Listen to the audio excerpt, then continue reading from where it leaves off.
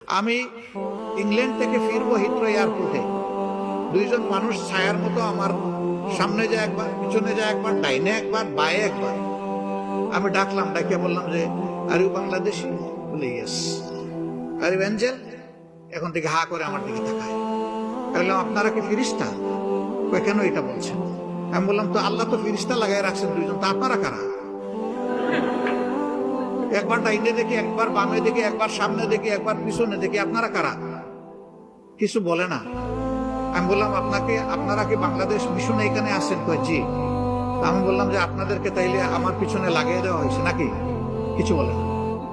আমি বললাম যে দেখেন, আপনাদের এই ঘোরাঘুরি আমার অপছন্দ এবং এটা অভদ্র। আমাকে ছেড়ে দেন, আমার পাশে ঘুরবেন না, যা পারেন ইচ্ছা করি। আমি দেশের একজন নাগরিক। আমি আরেকটা দেশে গিয়েছি আমি ট্রাভেল করতে, সেখানে আমার সাধারণ একটা মানুষ আমি আমার পিছনে লাগাই দেওয়া হয়েছে দুইজনকে। এইভাবে দেশে কিংবা বিদেশে বাংলাদেশের কোনো মানুষ, হোক সে স্বদেশী, হোক সে প্রবাসী, হোক সে নিবাসী, সকলের শান্তি কেড়ে নেওয়া হয়েছে।